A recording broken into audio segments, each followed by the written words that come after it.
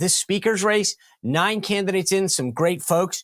It is a big list. You've got Majority Whip Tom Emmer of Minnesota, Vice Conference of the House Conference Mike Johnson, Kevin Hern, who was just on the show, the chairman of the Republican Study Committee from Oklahoma, Byron Donalds, Austin Scott, Jack Bergman, Pete Sessions, Gary Palmer, and Dan Meuser, all announcing they want to run for Speaker. Dan Meuser is about to join us. We need to know what he's going to put forward and what the rest of these guys are going to put forward. It is a big deal. All right, I'm pleased to introduce one of these candidates for Speaker, Pennsylvania Congressman Dan Meuser. He represents Pennsylvania's 9th Congressional District. He serves on the Education Committee, the Veterans Affairs Committee, the Budget Committee. But he also was an extremely successful businessman before coming to Congress. And I think we need a little common sense and a little business sense going forward. So without further ado, let's find out what he's running and why. Congressman Meuser, thanks for joining us today. It's a busy day for you. I appreciate you making time. By all means, Sean, great to be with you. So look, 8 of your fellow colleagues are going to make a pitch this evening at the House conference meeting. Give us yours. Well, look, Kevin McCarthy was an excellent speaker. I think he was very unfairly removed. He had a lot of talents, from speaking to organization to fundraising to, understanding the priorities of the conference, a conservative. So we got to do something to build off of that and go and likely go a step further. And the step further is building trust, creating more of a team culture, and unifying our conference. I mean, we've got 222 members, and we need 217 of them on board, certainly to elect a speaker and as well to pass bills, certainly conservative bills moving forward. Our Democrat colleagues don't exactly give us any help. So what do you do for that? It's not just in words, because you're going to be hearing a lot of words from each candidate, all of which I respect, and frankly, all of which I think could be a good speaker of the House moving forward. But you need a plan.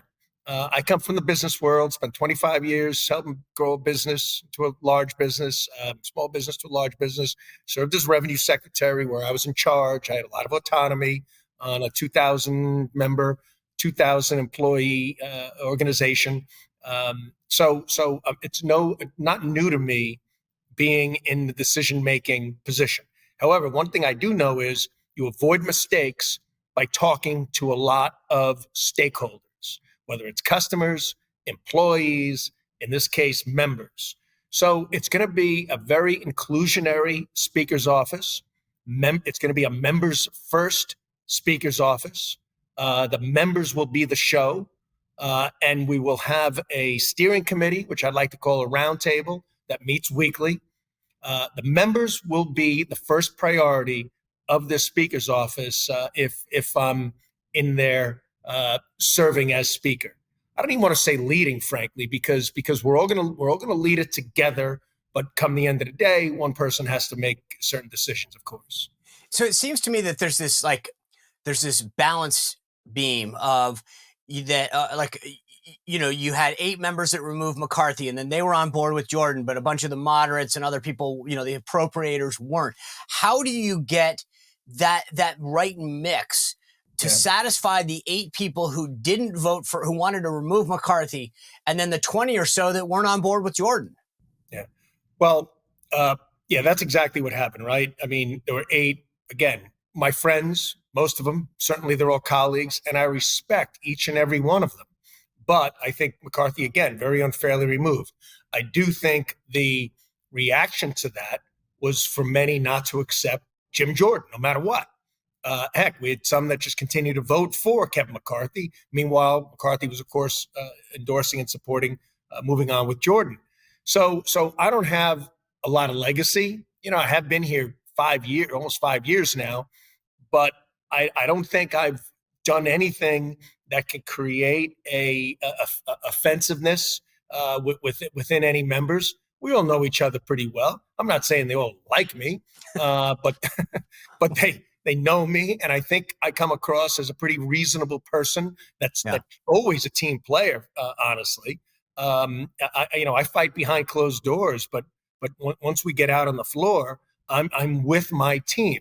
So if we create a real high level of inclusion, if we have all members, including that 8, that help author, that have ownership, that feel a responsibility for our priorities, our policies, our legislation, they have their fingerprints on it, they tend to support things and appreciate team play when they're involved in what the game plan is. And to me, that's actually the most important thing the next speaker can do. And it comes from mutual respect. From there, we build trust. And let's face it, Sean, something else is important here. We can't over promise and under deliver. Right. In the business world, you do it the other way around. You under promise and over deliver. You exceed expectations. Without having the White House or the Senate, we gotta keep expectations in check within our conference, but also with the American people. And that's why it's crucial. Frankly, we reelect Donald Trump and put him back in the White House and move this catastrophe of the Biden White House out. So since you brought him up, let me ask you this. I think that President Trump is going to be a big player in this. Have you reached out to Trump or his team? What, if anything, have they said to you? Yes, I am in somewhat regular touch with President Trump as well as his team. I am helping lead his campaign in Pennsylvania. That's crucial. It's a significant commitment I've made, and it's significant to saving America, to the future of our country. So and he's always got great advice. You know that. His instincts, his reactions have been very helpful, and he's saying, hey, crowded field, you're a great guy. Good luck. Not necessarily overly supportive, but certainly supportive. Look, we'd have a great working relationship. But I don't see him necessarily weighing in at this point in time. But he may, because his opinion matters. He's the leader of our party, I think. Right. And I do. I think it actually will matter. And I think obviously that's a good sign, because at least the rumblings are that there are at least one or potentially 2 candidates that he doesn't want. So that bodes well for you. Yeah. Walk me through the strategy, if you will, right? So as far as I can tell, there's a meeting tonight of the conference. 9 candidates are going to give their pitch. You guys will vote. And then at least tentatively, there's going to be another vote tomorrow. The problem hasn't been getting a majority of the conference. Scalise had a majority of the conference. Jim Jordan had a majority of the conference. Heck, Kevin McCarthy had a majority of the conference. The issue has been getting to 217. So walk me through the strategy of, is this just an attrition thing tonight where it's like, hey, I'm going to try to make it to round 2, to round 3, to take to the majority. And then how do you get to 217? Yeah. I think it is an attrition thing, right? We'll have 9 of us. We give our pitches. We do some Q&A. Tomorrow, the voting begins, and who gets the least votes is out. And then is that an agreement that you all have, that whoever is the bottom rung falls off, or is that what they should do?